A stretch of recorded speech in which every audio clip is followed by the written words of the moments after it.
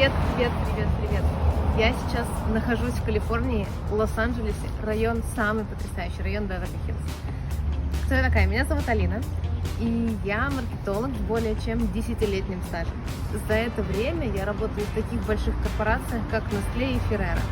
Перед тем, как переехать сюда, я руководила командой трейд-маркетинг или шоппер-маркетинг Ferrero. Чем я там занималась? Я отвечала за знание и понимание потребителей, за развитие и продвижение брендов, таких как Рафаэлло, Ферреро Роше, Нутелла, Киндер, и делала это на международном уровне. Переехав сюда, я готова своими знаниями делиться. Привет, меня зовут Даша, и в нашей команде я отвечаю за SMM и диджитал стратегии. Более того, я занимаюсь этим уже более 5 лет, всему научилась на практике и даже создала свой собственный стартап.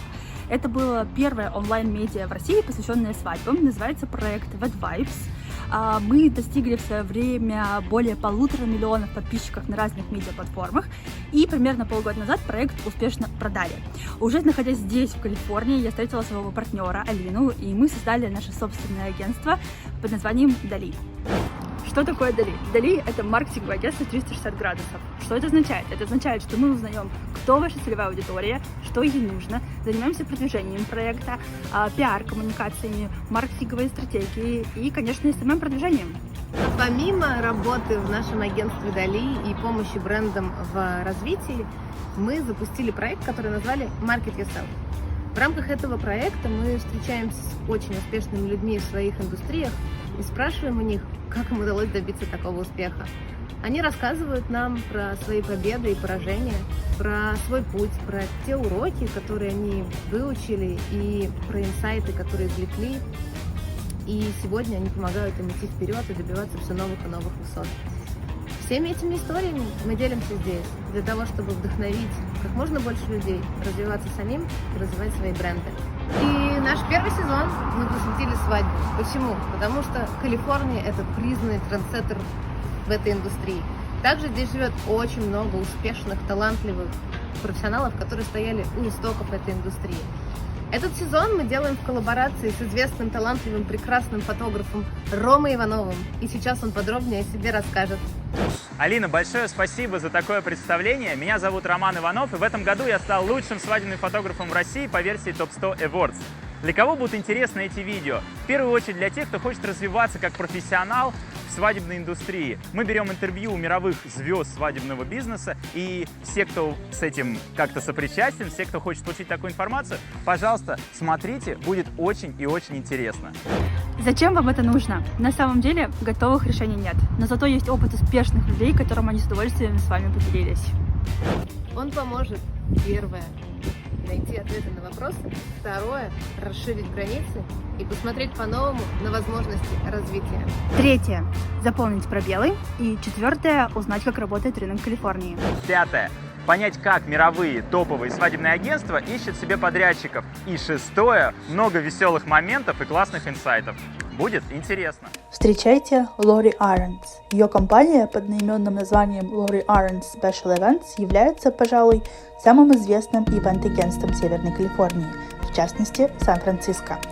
Она работает в свадебной сфере аж с 1994 года, и за это время ее клиентами стали, например, София Коппола, супермодель Криси Терлингтон и миллиардер Гэри Фридман. На ее мероприятиях гостями были сам Билл Гейтс и Уоррен Баффет, и выступал Элтон Джон. И, конечно, само агентство уже много лет признается одним из лучших такими изданиями, как Martha Stewart Weddings, Vogue и Harper's Bazaar. Необыкновенно душевная и обаятельная, Лори говорит о том, что каждый ее проект – это захватывающее дух события, от получения приглашения до финального аккорда музыкантов. За час мы успели обсудить с ней, как Инстаграм повлиял на развитие компании, почему хорошо всегда находиться в здоровом стрессе и зачем надо вкладываться и развивать собственных подрядчиков. Okay, so let's start. Can you please tell us a little bit about yourself, about your journey? How did you become the wedding planner? Because this is such an unusual job, I guess, even in the US. In Russia, it's like totally unusual. When and how did you start? What was your journey? I started in 1994. So that 94? tells you I'm a little bit older than you guys. Yeah, I have been doing this a really long time. I was one of the earliest wedding planners in the San Francisco area where my company is based. Mm-hmm. I was a product manager in a marketing company, so I had a lot of good corporate experience and knowledge on marketing. I studied marketing in college. So when I was laid off, because the company was having some financial issues, I was given a really nice package that would pay me to basically work for a year without having to work.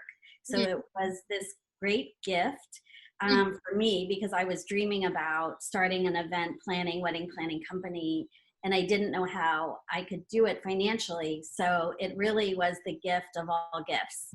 And I came to the company with a very professional and intense goal, and I had marketing background, so I kind of understood what I felt was needed to make myself stand out.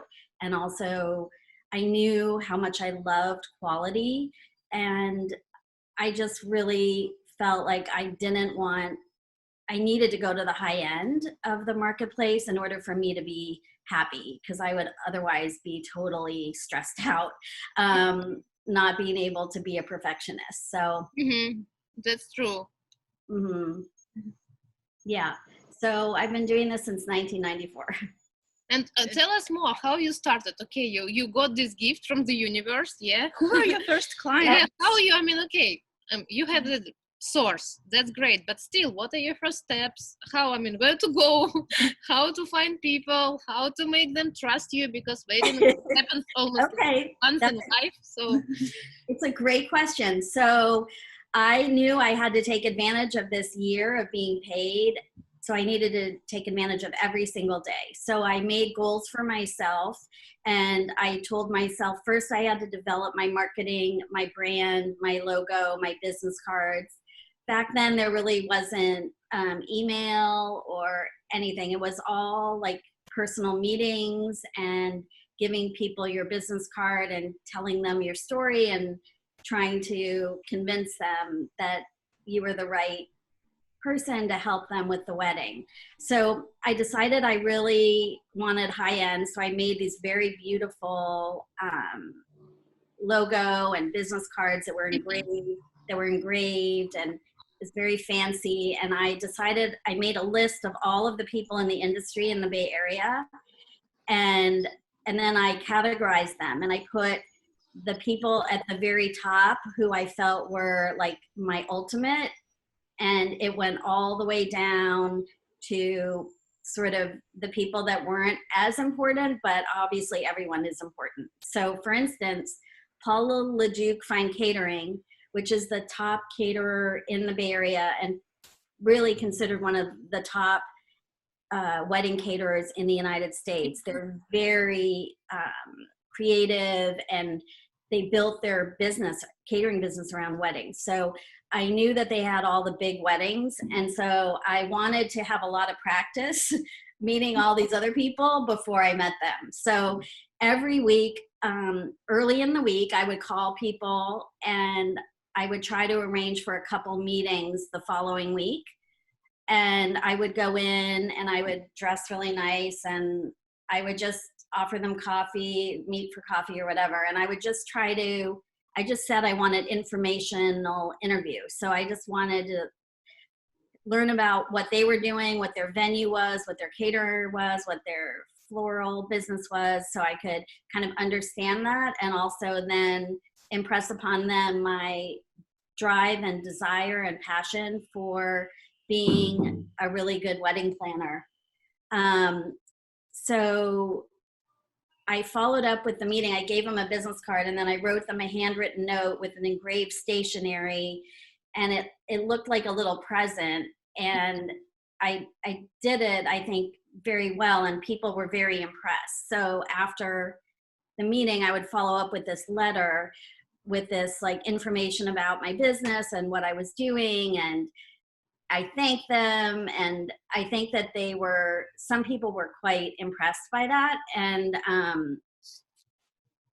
I was able to get on some lists of like the top hotel or something, because they felt like I really kind of stood out to them. I didn't have very much competition, I must say. So I kind of was the one that really stood out. They were mostly moms who had planned their daughter's wedding that were also doing wedding planning fun. So I was like really professional and great.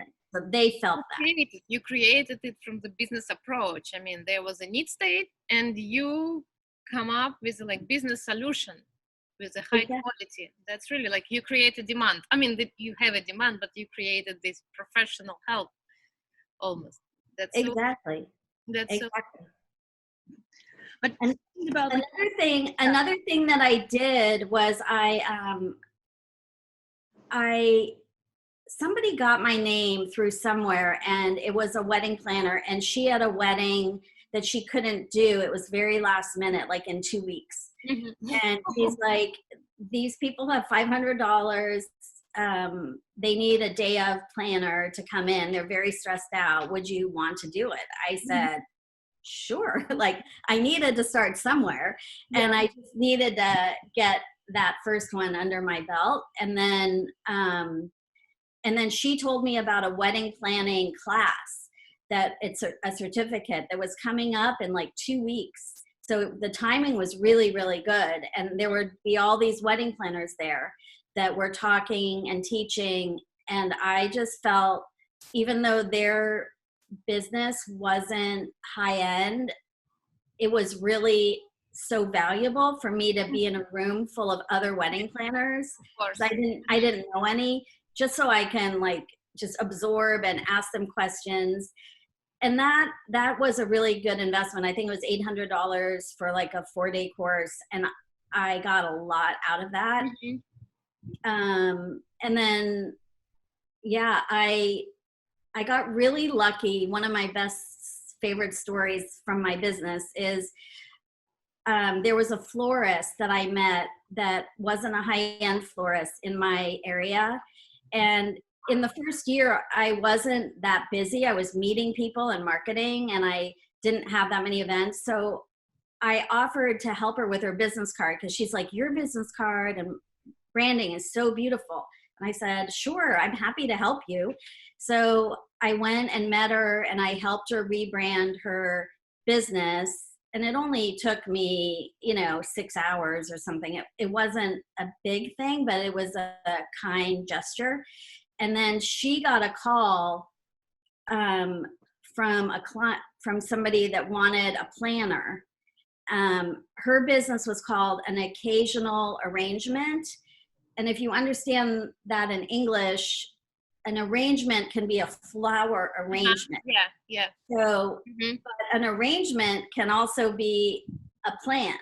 Like, you can arrange a party, or you can arrange flowers. So the person that called her thought she was a planner, not a florist. Okay. So, arrangements. So they said, my boss is doing this event, and I really want to find him a good planner. She said, well, I'm not that person. I can do your flowers, but you should contact Laurie. She's great. And so I talked to the secretary of this guy, and he worked for Microsoft. And I ended up interviewing with him to do his family reunion. His parents were having their 50th anniversary, and it turns out that he was Bill Gates' best man at his wedding. And I didn't know this because there was no Google then. I just knew I knew he was important at Microsoft. So I was happy I won this job, and I was just planning a 4-day party for their family in my area. And then during the planning, he calls me up, and he's really stressed out, and he's like, can you come to my office today? I have a problem and I need help. And I'm like, okay. And then he said basically he was going to China with some friends, and each friend had to educate the group on one evening. And that was their sort of gift to the group, is they needed to educate on some interesting topic of China, and that would be like their gift to the group, and otherwise it was a free trip, and it was really incredible. And so I'm asking him, and he said, we made this movie to educate them, and I just got it, and I hate it. It looks horrible. So I'm thinking we need to do a game. Do you think you can make a game for me to entertain these people? And I'm like, sure. Sure, I can make you a game. And then I said, so can you tell me a little bit about the guests that are coming, so I have some idea about their background and sense of humor? He says, well, the trip is 8 couples, and it's hosted by Bill Gates and Melinda Gates, and also Warren Buffett and Susie Buffett. Warren Buffett, whoa. And I'm like, That's bad. I'm like, okay. And I tried to stay like super calm, but I'm like, okay, well, that's good to know. That'll be not your average group. So I only had like 4 days to do this, and I had to come back with my idea and my concept. And so I literally didn't sleep for a few days. And I like asked my friends, like, I was just like, I have to make this amazing. Like, there was nothing that was going to stop me. And so the trip happened, and I was dying and to hear the news. And when he got back, he called me and he said, not only was it a huge success, it was considered the favorite educational night of the trip. Wow. And so, Recognition. Wow. Yeah? True recognition. yes. So, and then I was hired by him to do the reunion of this trip and plan this really fun party for the trip. So what it tells you is you can do kind things for people. Remember, I helped that florist. You give to people, things come back to you. And I really believe in that. And doing that event, the industry around the San Francisco area heard about it. And they were talking. And so I all of a sudden became a much more important person because I was associated with them. And it was very lucky, but I worked hard, but it was it was just crazy. So Yeah, but I crazy love story. the moral of the story. So you did the kind like favor, and you got like I mean, after this event, I will definitely check all the boxes in my bucket list. You know, I mean, like I've done the event for such incredible people, and it was a huge success. Okay, I'm done. So I don't need to do anything else in my life. This is great. I know it was amazing. So, and then like from there, Town and Country Town and Country magazine, which is a big magazine in the United States. I don't even know if it's still around, but it was it's maybe digital now, but it was very important, Society magazine. And they ran a feature in their magazine, and it was called their weddings issue. And they had a lot of stories, but in the middle they had a section by city, the wedding planning guide, and they listed the top planners, the top florists, the top venues in each city. And it's the first time anything like that had been done. Oh, okay. And luckily they went around and they interviewed all these people at like the Four Seasons, and they reached out and they asked who's the best. And I think because of that Bill Gates party, like people said my name. So I was in my second year of business listed as a top planner in like one of the most prestigious magazines in the United States. It was unbelievable. Yeah. Success. Yeah. Unbelievable. This is huge success, and it is how to say. Can I ask a question? Sure. When you did this very, very important for you project with this educational program, what did feel? Yeah, when you work with some celebrities, you put all your efforts, all your knowledge to this project, or you just work like it was like a normal work. I'm a professional and I'm trying to work just normal, just perfect as usual. Could you tell me more about what did you feel when you worked there? Well, to be honest, I never made a game like that before. I told him I could, and I knew I could, and that's also something in an entrepreneur. You need to take risks, and you need to be willing to do things and commit to things that sometimes are new to you. I knew I could do it, and it was the confidence in that. I did work so hard because I had a very short time frame. That, and you know, it was a game about ancient Chinese inventions, and so if you don't know very much about it, it's a really fascinating thing to look up. The things that were invented in China, because China is such an old country.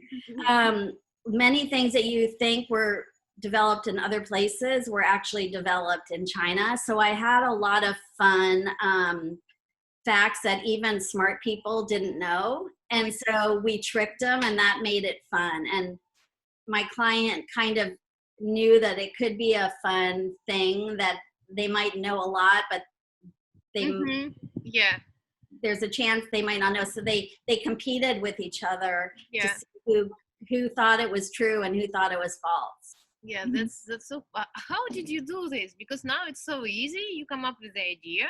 You open Google and okay, this is a great invention of China, which you thought invented somewhere else. Yeah, that's easy. But at that time, it was like a huge library. You just need to go to the library, like the Berkeley. Have you guys ever been to a library?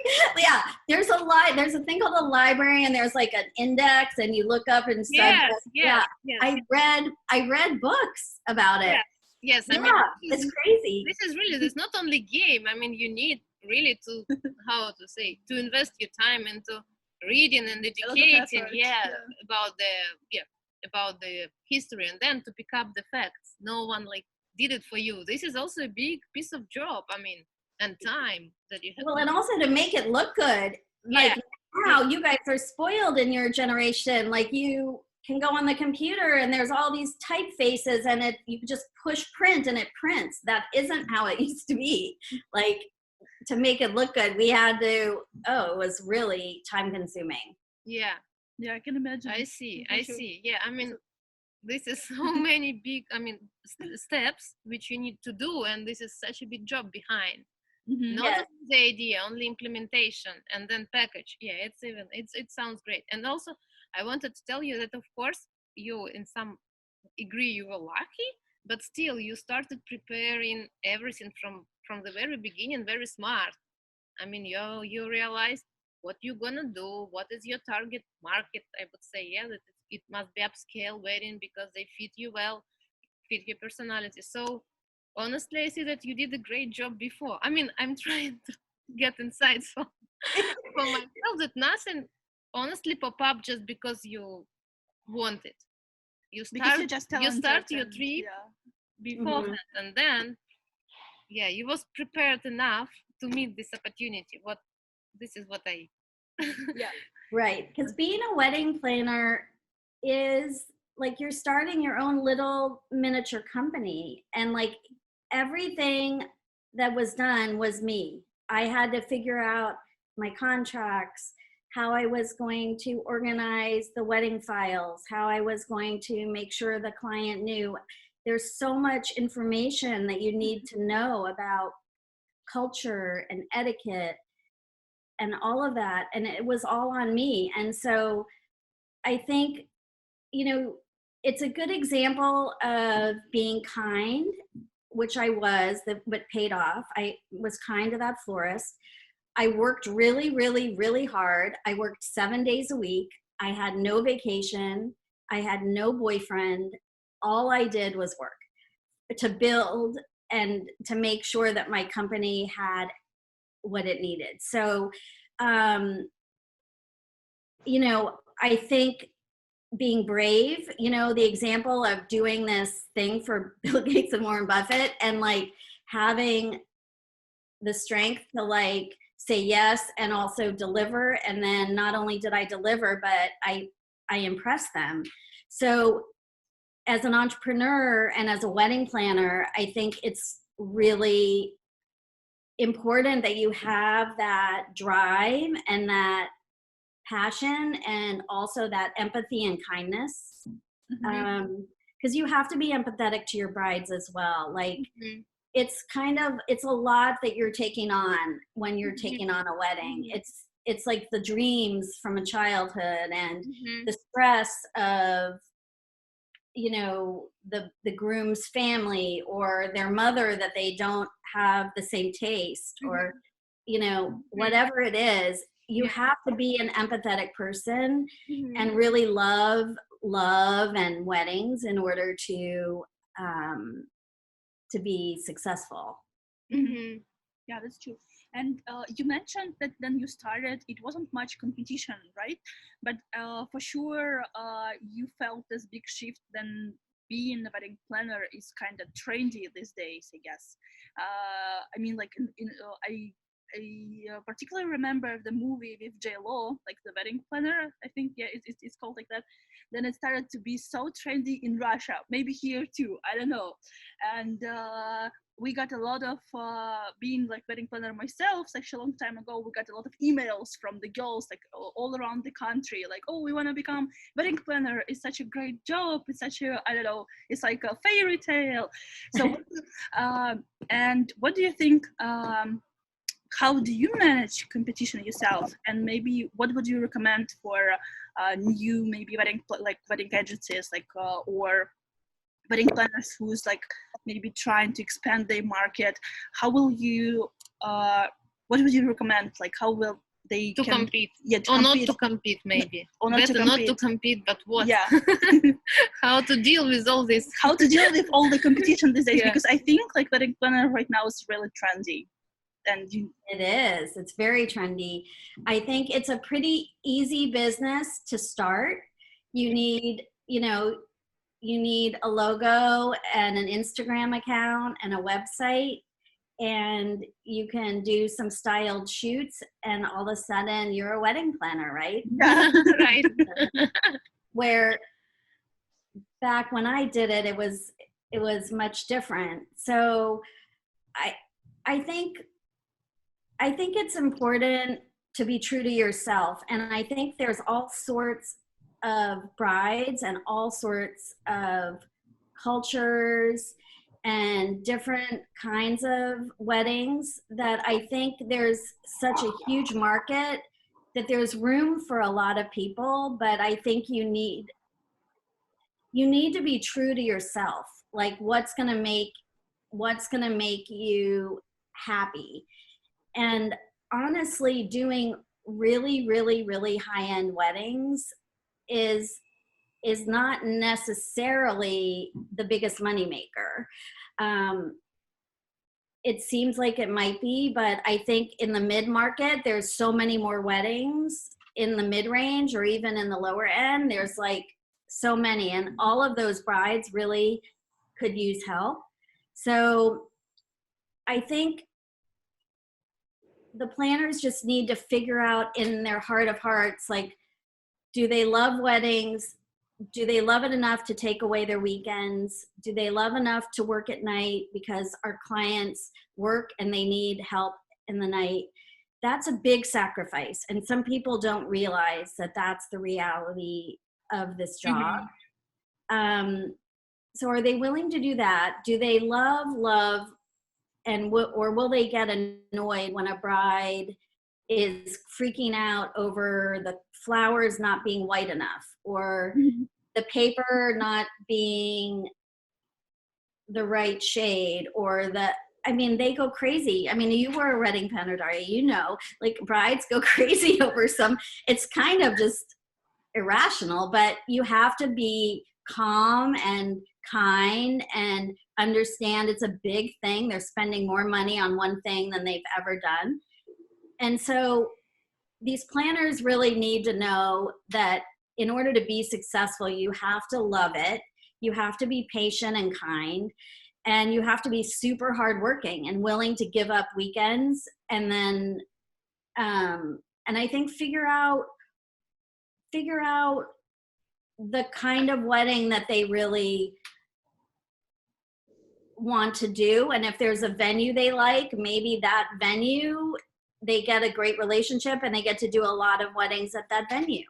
And that's kind of a really nice way to make money and to keep your life, simpler. Mm-hmm. Yeah, because you get familiar with a venue. It's nothing new, nothing surprising. It's like, you have the checklist and you just need to check all the boxes. Right. The destination weddings, I mean, I know you talked to Lisa Boris, and I'm doing more and more destination weddings, but I really try not to do more than 3 a year, because it's really adds so much more excitement, but a lot more work. Like it expands. When I can do weddings around Northern California and Napa or Carmel or Big Sur or San Francisco, it's so much easier. Just because I can drive to meetings, I know all my vendors, they're my normal people, they know me, they respect, like they're not going to disappoint me. And when you go to new markets, you're just having to like research a lot and try to explain to these vendors, if I see a cord for a light going across anything, I will be so mad. You do not want to see me mad. I'm little, but when I'm mad, it's not good. So, and it's just so much extra hand-holding, but it's exciting. And, but the planners that do all destination the life is really crazy. You live on airplanes and it's hard for your other clients because they can't reach you because you're in another time zone all the time, or you're on long flights. It's a lot. What I'm wondering, you started your journey from scratch and you was like totally alone. Yeah. Yes. And of course it was difficult, but at some point did you understand that you are ready to hire some people because of scale, because you understand that you are mature as a businesswoman enough to delegate? What was this process? Because of course your growth, means also expanding your team, and how you felt about that. That's a great question. So I'm trying to remember, for probably the first 2 years, I didn't have anyone working for me. I had maybe help at the events. I found people, either friends or people I had met, that came and helped on the wedding day or the event day, but I didn't hire anyone to be in my office until 1997. So 3 years in to my business, I hired my first full-time event assistant, and she was kind of like an event manager, and she came in and supported, like was my right hand, and that was life-changing. So I obviously had to, each year I raised my prices, and I needed to make enough to support that, but I also will never go back and could never go back to being all by myself. It's so intense. So I had one event manager. She didn't last very long. She left, even though she told me she didn't want to do it on her own. She started her own wedding planning company in my area. That was fun.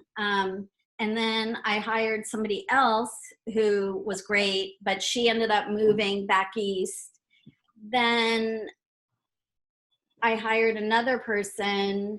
So I kept on hiring people, and I got smarter and smarter with who I hired and the questions. And right now, my team is the biggest it's ever been. I have, even through quarantine, I have 2 full-time event managers, and I split my weddings with them. And then I have a director of events who's part-time because she is a mom of 2 and she can't commit to more than like 20, 25 hours a week. And then I have a full-time design manager. And I brought on Kay a couple years ago, and that was an amazing addition. So not only did I have a right arm and a left arm, I had a new person full-time that was dedicated to visuals and the creative part and making all of the visual documentation and helping me design and create. And it just took a lot of pressure off of me. And yeah, so the team is bigger and it is expensive, but I wouldn't do it any other way. So Yes, Okay, that was also a journey. Yeah, but I love this note that you told us that you actually kind of raising your prices like every year, and I know this is like the huge stress for like everybody, for like photographers, for wedding planners. They always fear that whenever they will just raise the price, they will deal with a lot of competitors and they will lose. Maybe they will lose some clients. So what do you think about that? What do you recommend? When you actually feel this point that you actually need to raise your prices because you have too many clients, or you feel like you need to support your team, how do you decide it? And how do you And how you justify in your like own mind, firstly, this price increase, and you feel okay with that, and you feel like, how to say, sure that your clients still will be eager to work with you. This is the basic question. right. Well, when I started, for the first year, I charged hourly. So I had to track the hours. I really didn't know what it would take because I was brand new at this and I didn't know. So I charged an hourly rate for the first year, and that taught me a lot so I could figure out what I was investing time-wise, which is important because as much as we love this, we need to be profitable. So, I went from an hourly rate, and then after the second year, I charged a $10,000 flat fee for the wedding, and then I went up to $12,000 and $15,000 and $17,000 and $19,000, and so each year in January 1, so if the client so I wanted to have integrity and I didn't want to charge different people different things. So I wanted to be fair, even though the person I knew was very, very rich and wealthy. I didn't want them to be charged more. I felt like I just wanted, because people talk to each other, and I just wanted to be fair. So on January 1st, if you called me on January 1st, my rates were raised, and I was firm on that, and my portfolio spoke to it, and my confidence and my experience also was better because I had a lot more examples of my work to show them. And you have to make money, and in California where we live, it's very expensive. So I didn't make that much money early on, and then to have a staff, early on in 97, I think I did like 25 weddings or something, and I was making like $19,000 for the wedding day, and then I made extra money for the other days, like the rehearsal dinner or the welcome party or the brunch or whatever. So I was working so hard. I didn't sleep at night. I literally would wake up in the middle of the night and like make notes by my bed, and like I would just be like, you know, it was just a lot. Because you're responsible for everything. Oh, Yes. I forgot. I need to fix it. I need to figure it out. Yeah. Everybody will rely on you. And also, And I was a control freak back then. Like my people that work for me definitely helped me, but I didn't let go. Where now I'm much better at letting go. I have amazing people, and I've taught them. I don't let go until I know that they know. But when I trust them, like, and I'm on almost every email, so I know what's going on with everything. And I'm on every client call. So, but yeah, back then it was insane. So, you know, you need to be strong in your pricing. And one thing that's going on in the US, and I don't know if it's true in Russia, but people at my level are charging, most of them, a percentage of the budget. And I charge a flat fee. And I know Lisa charges a flat fee too. She's one of the only other ones I know. You make a lot more money as a wedding planner charging a percentage. Yeah, that's true. Yeah, we do the same. We charge percentage. Because we know the brides change their mind and they want what they want, and even though it's more than what they thought, they're like, I don't care. I want that. Fundable. Yes. So, but the reason I don't do it is I want my clients to trust me. And trust is like the foundation, I think, of any good relationship. And because weddings are so emotional and expensive, I don't want my clients to think that I'm recommending something that's expensive because I'm making money from it. I want them to trust. They're paying me a lot, like my fee is much higher now, but I want them to trust that I'm saying you should use this company because they will do an incredible job and you will not be disappointed, and I trust them. But in the end, they're expensive versus, you know, another company that doesn't have the gear they have, or for instance, a photographer that doesn't have the experience at a wedding. They're not used to producing photography for weddings at my caliber. Like, they might be less expensive, but you don't want to do that. You want to so I get Jose a lot of work because I believe in it, and he never disappoints. Like, he's amazing. So, yeah. So you got to have confidence, and, you know, I don't think you can expect to make a lot of money right out the gate. You've got to pay your price and build your portfolio, but you've got to have a plan and plan to work really hard, to care deeply about what you're doing, you know, and have integrity, and you'll do great with all of those things. Yeah, that's a great answer. And speaking about personal brand, so we know your wedding company actually has your name on it, right?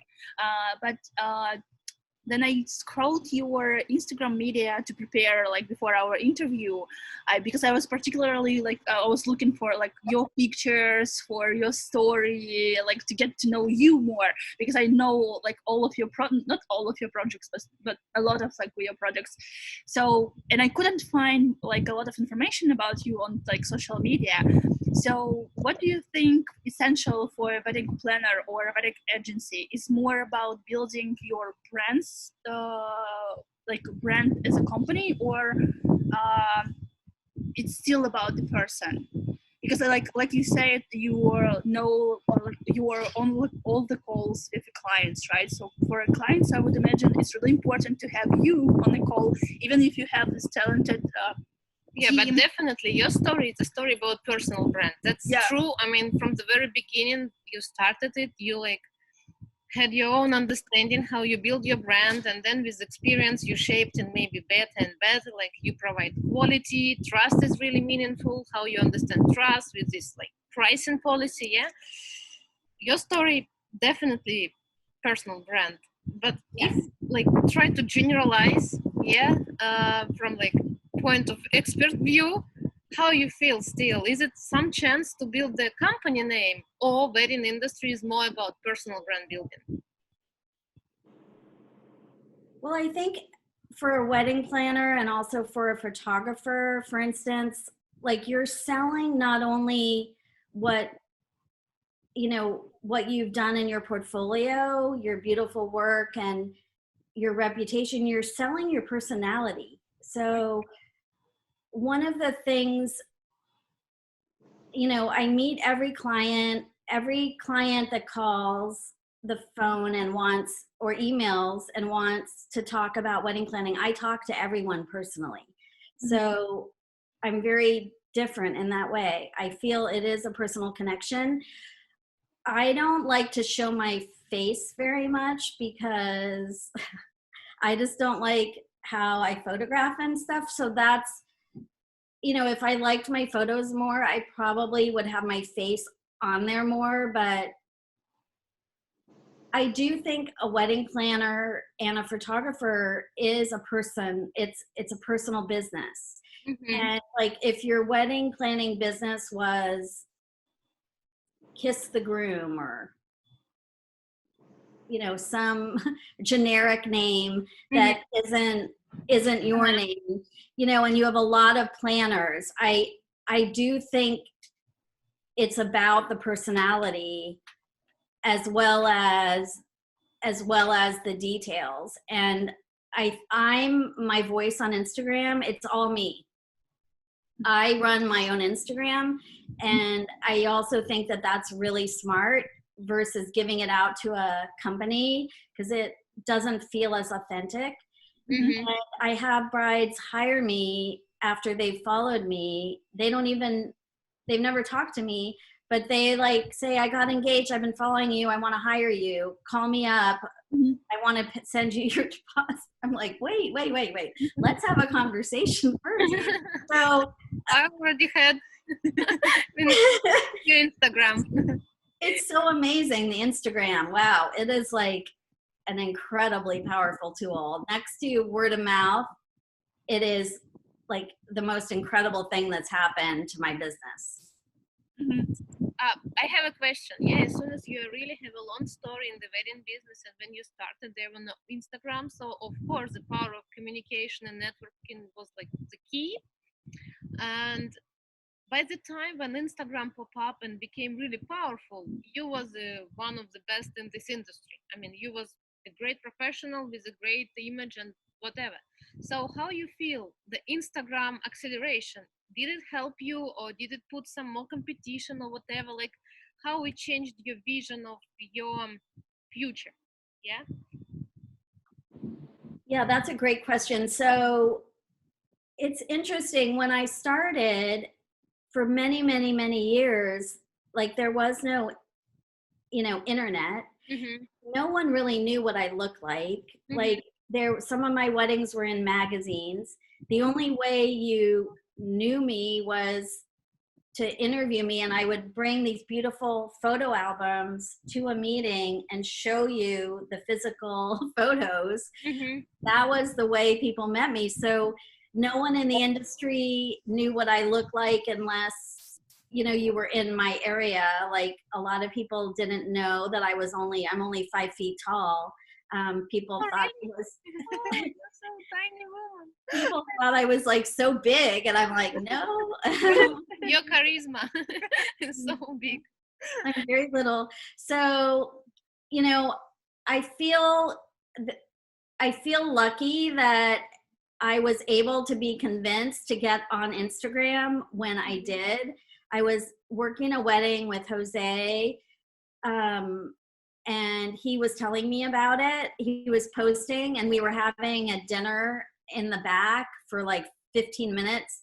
And I'm like, show me Instagram. Like, I don't understand. And he's like, you need to get on it. So that night he helped me get on it, and I got hooked. And I think the people that adapted early and got on early got a head start.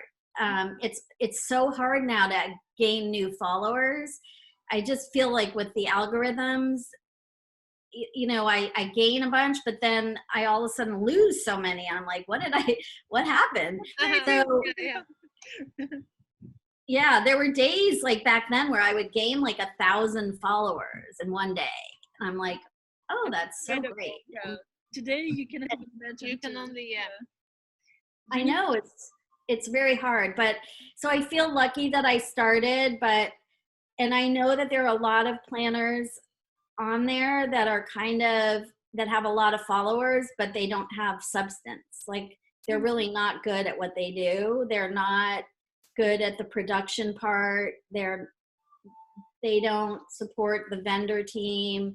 They don't support the clients in the way that they need, but they have a lot of followers because they have pretty photos. So I think those people, word gets out, and as long as you're doing a really good job every time, and I always felt like I'm only as good as my last wedding.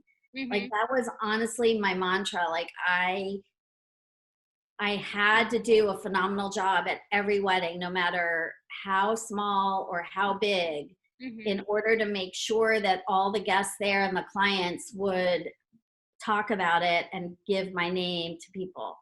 And it was a lot of pressure, but it paid off to have that sort of intense passion. Yeah, passion. You know, following the Instagram question, I'm just wondering, as soon as you're really one of the establisher of the professional approach to wedding planning, being really successful and being experienced, still how you manage yourself maybe to stay at this same level in terms of being that powerful, you know, because I will try to explain. When you're a leader, it's so easy to lose this leadership because followers always, you know, pushy. So, Yeah. so I mean, you understand me, because they I know. They know like what's going on, and they're trying. It is a rule. Some people think that leadership is so easy to sustain, but not really. Sometimes to sustain leadership even more difficult than to achieve it. Right. Yeah, and at some point you face this challenge.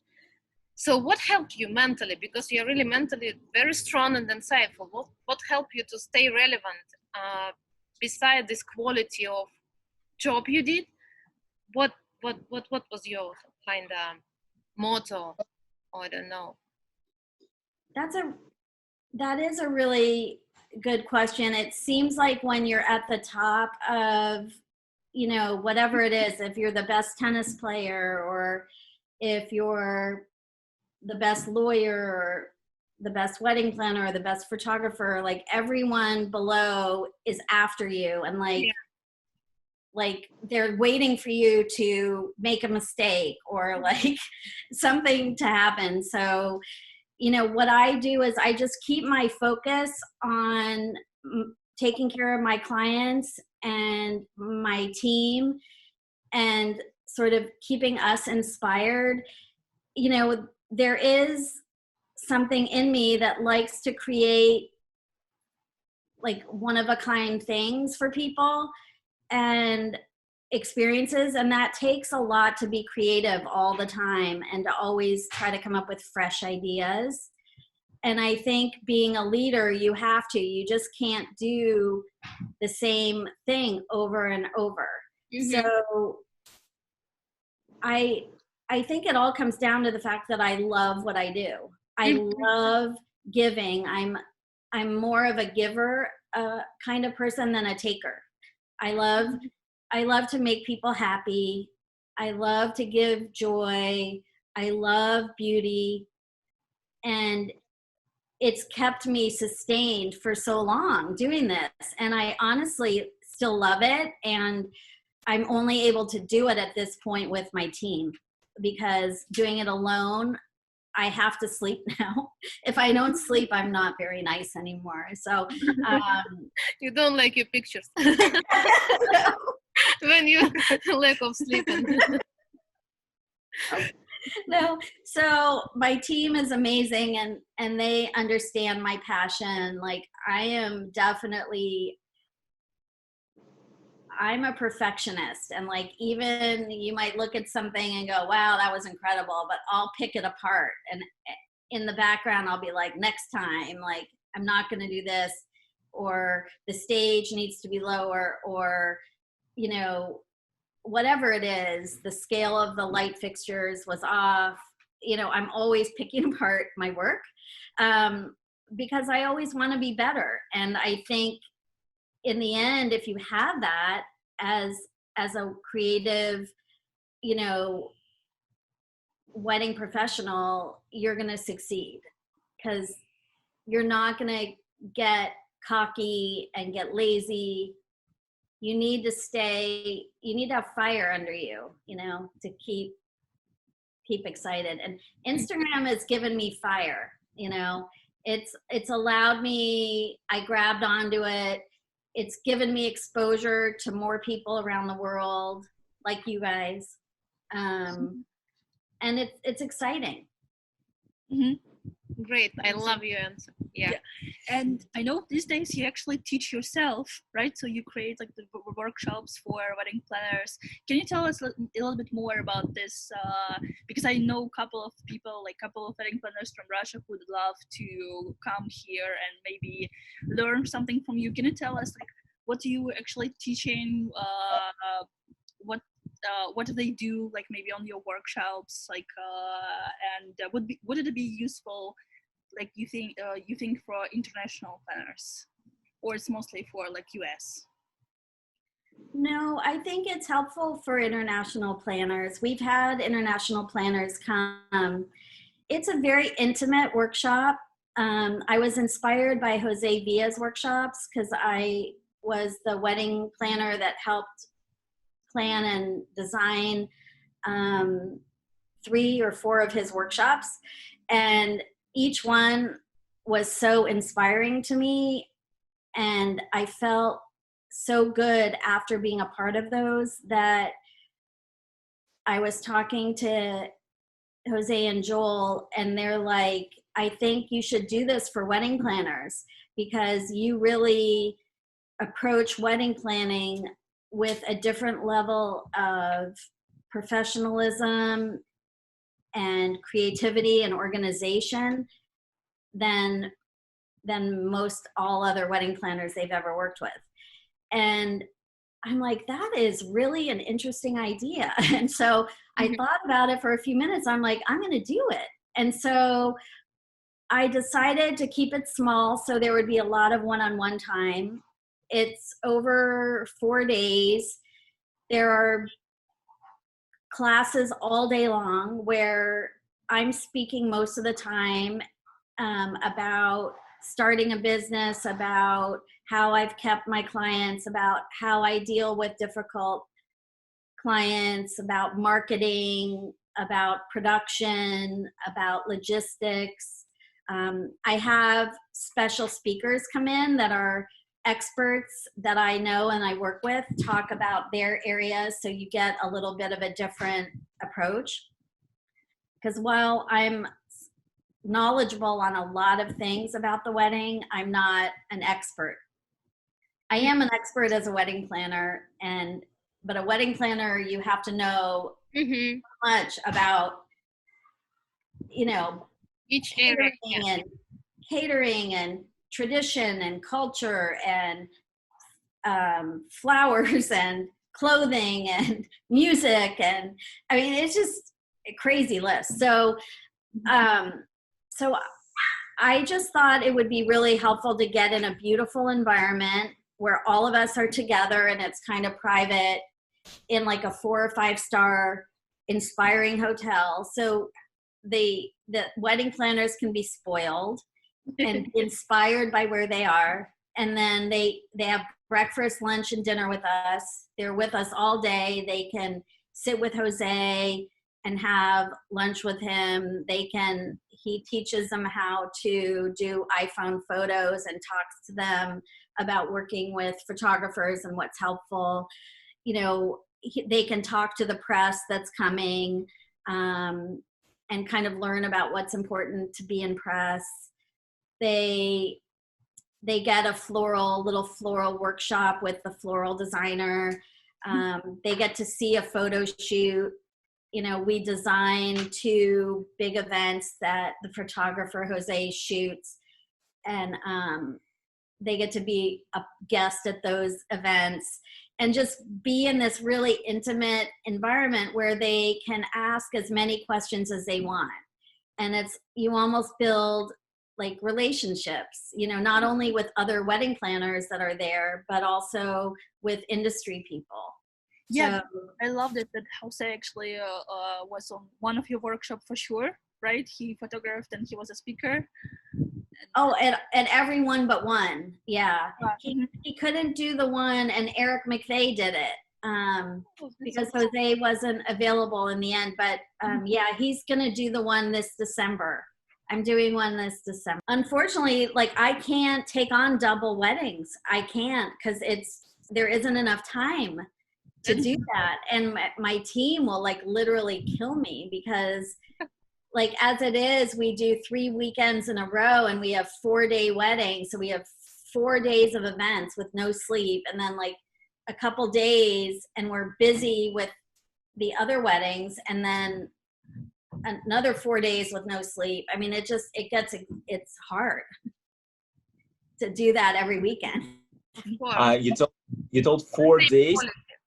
The same people, or it's a different couples 4 days in a row? Same wedding. The same wedding, but we have 4 days of parties, either They're 3 or 4. animals, I'm sorry to say. Oh, it's They're party animals, yeah. For the Yeah. Yes, they are. They like to have their friends like bonding and together and doing all sorts of fun activities and parties every night. Yeah, that sounds cool. I mean, I would love to be a guest on this wedding, Of like course, for 4 days. Yeah. Maybe one day, I hope. A lot of champagne, dress, Yeah. beautiful dresses. Yeah. Yeah. Do you have a question? I have a short question because I know that people in Russia will watch our interview, and they all like have the same question in their mind, because being a wedding planner, you're kind of really powerful person for the whole market, because you are searching for the vendors. Yeah, as soon as you have like basically mostly clients come to you, and then you provide this service. So it's question for those people, for photographers, floral design companies, for all these vendors. I know that you have a great relationship with your trusted one, but still, how if there is a case that you still find some new vendors, and if yes, then how? If not, just can you give some tips how to build up this not only relationship, but how find this proper link with the wedding agency, with the wedding planner, to get in the circle. Yeah, thank you. Right. It's definitely a hard question, and it's a question that we get a lot. I receive in my inbox every week 15, 20 vendors wanting to introduce themselves to me so they can hopefully work with me. And the concern is at this point, and really for a long, long time, the clients are paying us for our vetted, meaning the vendors that we know we can trust. And so to introduce a brand new vendor to a client is a risk. And so I know that isn't a great answer, and it doesn't mean I don't do it from time to time. A good time to do it is when American planners are coming to another country, because I always like to support local businesses when I'm going elsewhere. But the time that I won't support a local business is only when I don't feel confident in the local, all the research and all the people that I've talked to, that I need to bring in somebody to deliver, and the clients will trust me for that. So I think, occasionally somebody contacts me and hits my soft spot, and I agree to meet with them for coffee or something. And it's nice to connect with people. And, like I tell them, it's hard. If they can introduce me to one of their clients, like if they have a client that needs a planner at my level, then that is a very easy beginning, because the client obviously knows them first and trusts them. And so then if I come on board, then I have that experience working with the vendor that I can speak to when I'm telling the client about them. Does that make sense? Yeah, a lot, of course. And I have a question. You told that you work with the people who will not disappoint your clients, and you 100% sure about it. As a photographer, I want to ask you, could you give maybe some tips how to not disappoint the clients of your level? What is a really good product? What do you think from photography?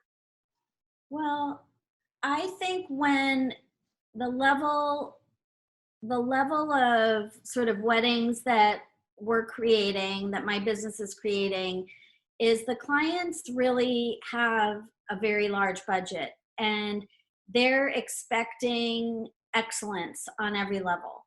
So, and with excellence comes experience. So I think you need, as a younger person if you are a newer person in the wedding industry with less than maybe 7 years of experience, you need to work really hard to build up to that. I think one thing that's interesting is,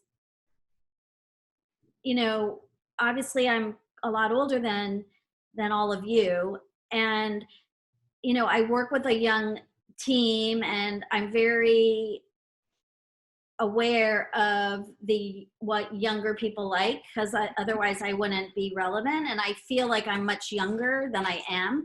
But I think one thing that could be a smart approach is for the young people, like, to find people that are about at your level in your area, that you really feel are talented, are professional, are driven, are like, they have so much potential, and kind of join in with them, because eventually I'm going to be gone, Lisa will be gone, like all these people, we can't stay in forever, and you guys are going to come up. So the younger people need to build their own experience and build their way up, kind of the way we did with us. Like getting in with the top planner, like as a newer business, sure, it can be a goal, and why shouldn't it be, right? Why shouldn't you shoot for the moon? But to expect that of yourself, I think it would be an anomaly and not expected. I think finding people in your area that you respect, or even somewhere, and like grow a team together and build yourself up. And then obviously don't only be with a small number, but just spend time doing that. And then with Instagram and social media, the word spreads like wildfire, and experience is a huge selling point. The depth of your portfolio, the depth of your client list. If you continually please people over and over and over again, then that is a strong, powerful thing. And then you have to push yourself up, and you get one opportunity to work for a big wedding, like a really big wedding, and maybe you give a good price just to do it. So, but you then have that experience, because like if you ask somebody like Joel or Jose, like what it's like shooting for my weddings versus other weddings, like the amount of detail and the amount of my weddings run on time.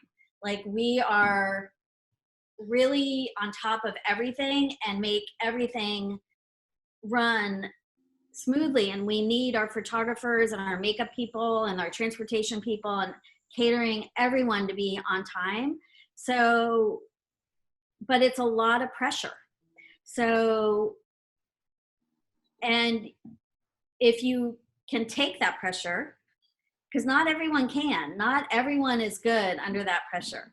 So if you can take the pressure, or potentially have a team with you that will help you take that pressure. Like that's another thing. Surround yourself with really good people on your team that will help you make sure that you're not going to ever disappoint anyone. Then there's no reason why you won't go very high in this world and in this industry. Mm-hmm. I love it. I love that you actually talk about pressure. Yeah. That's so it is a lot of pressure, right? I mean, yeah. The most intense time for us as wedding planners is right before the ceremony. And because, I mean, there are photos going on, there are boutonnieres, there's seating, there's shuttles departing, there's like the catering's being set up, the escort, I mean, it is like crazy time. And, you know, when I was younger and I didn't have the big team that I have, like I had to trust that things were being done, even though I couldn't see them myself. Yeah. And sometimes things weren't perfect.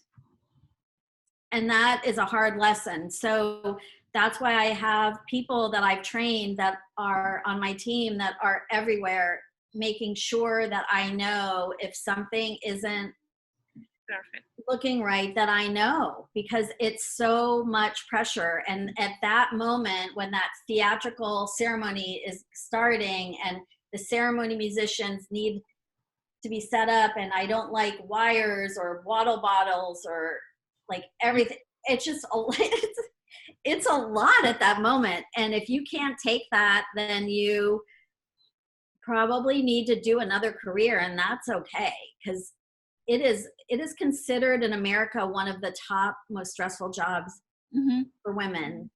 It is like top 2, I think. Yeah, actually, I read the same list on Russia, and the wedding planner, I mean, event planner in general, was on the 3rd place after policeman and the firefighter. Yes. Stressful job. Yeah, and think about this like fairy tale job. Yeah, so it's like, oh yes, exactly, the fairy tale. I've had people come and be one of my assistants that had this like dream of doing this, and they're there and they're like, no way. No, thank you. I just keep dreaming without practice. I did this wedding a long time ago for Christy Turlington and Ed Burns. I don't know if you know who they are, but she's a supermodel. I know. And there was paparazzi everywhere, and she was one of my team at the church, and it was insane. And like there was paparazzi under the church garage, and it was crazy. And so she looks at me, and like there was like a cue thing that happened with the music, and I walked past her in the church on the side, and I'm like, she's like, I can't take this. This is like, I'll finish today, Laurie, but this job, I don't know how you do it. This is like the most insane job of anyone. And literally, like sometimes my heart is beating, and then I go into like this kind of ultra calm state because of the stress in my body, you know? But it's not for everyone. it's a hard job, but if you're good at it and you have the right personality and the right skill set, it is the career. I mean, it is the most rewarding career I think you could ever have, except for maybe being an obstetrician delivering babies. Mm-hmm. You know, I mean, you get to make people so happy. And you get to work really hard, and then you're there watching it. I mean, we're there from the beginning of setup to the end of the night. Like we're there 110%. And like you get to see everyone being so happy and all of your hard work, like there, it's the best. Yeah, that's true. That's true. So I think we have just one last question because we kind of covered a lot, and thank you for that. It's been so insightful and fun. Oh, and you guys are so fun. But not to end up with this point that it is not, this is job not for everyone. So we want to end up with a positive question. Like you mentioned that when you make people, your couple happy, the most reward, the desirable reward for you. So maybe you can remember this like most memorable cases. Maybe it was some creative wedding, or it was like wedding only for two, whatever, just some memorable weddings which really stayed out of thousands, hundreds. Well, I have a lot, but I would say one of the top couple is one that was in the middle of March, which is, you know, winter, spring in San Francisco. And the groom wanted to surprise the bride with a musician that would make her really happy. And we ended up hiring Elton John to perform at this wedding. Average musician. And Elton John was my first concert when I was a young girl. So I really have a love of Elton John. And so that was obviously really special just because I got to meet and work with Elton John. But something about that wedding, all of the stars aligned. Like there was not one glitch that happened on that day. And it was a huge mega $1 million production. And the weather was like hot. It was like not a cloud in the sky, no wind. It went till 3 a.m. in the morning, and people were out on a deck, and there were fireworks, and women were wearing black tie with no wrap. I mean, it was incredible. It was a day that I was so proud of, just because it was obviously a huge production, but the fact that like nothing happened, like it was like, we always are putting out little fires and we never, you know, tell the client, and nothing, that's what they're paying us for. But this particular day, everything was slightly ahead of schedule. There was no issue, and it was like incredible. And the manager of Elton John was sitting with me during the performance in a tent, and he's like, I've been with him for a long, long time, and it wasn't the guy that he has in a lawsuit with, it was another guy. But he said, this is like the most incredible sound system and like venue for him to perform. Like it doesn't get any better than this. And like to have that compliment, it was just like overwhelming. Like it made everything else like nothing, you know? Yeah, Definitely. amazing. Yeah, I cannot even imagine actually to work with one of your icons, like if, like you said, like your first concert was like the Elton John's, and I cannot even imagine it. It's, I don't know, such an incredible story. Yeah, Awesome. Yes. it was amazing. Thank you so much for your time. Oh, you Overall, I guys. mean, that's so great to know that behind all this project there is a tiny but such a tiny lady with a mixture of strong personality and and empathy. It's a great mix, you know. Oh, Yeah. thanks, you So guys. thank you so much. It was really, I mean, inspiring and insightful for me, definitely. It's Thank you you're for the so different sweet. audience. You're so sweet. Yeah, this Zoom thing has made me have to be in front of the camera more. So if you wrote me a year ago, I'd be like, no, but now I have to do it every day. So I'm more used to it. So it's been so fun talking to all of you. I hope I get to meet you guys. Oh, Yeah. we'd love to. It's the same for us. Maybe we'll invite you for a cup of coffee. When we come to San Francisco, because Oh, we come, please. like, occasionally we come to, we come like once a month maybe to San Francisco just for fun, honestly. You do? I love San Francisco, to be honest. Yes. Like I really Dasha want, is San Francisco girl. I She wanna loves it. maybe when I finish my program at UCLA, I really want to move there because I'm more like a San Francisco vibe than LA. You know. Please, please. I'll be so mad at you if you don't let me know when you're coming. Okay? Yeah, I really want to meet you guys. come and we will like drop you a message and we can grab coffee or tea or whatever. Yeah. Okay. Over there. Or is Okay, but it's so charming. Thank you so much. Yeah. It Thank was you an guys. honor. Bye. You look Bye. great. Thank you. Yeah. You look. Bye. great. Oh, thank You're so you. charming. Thank you so much. Have a Thank nice you. rest of the day. Yeah. Okay. You Bye. too. Bye. Bye. Bye. Если вам понравилось это видео, То ставьте лайк. и подписывайтесь на нас в Instagram.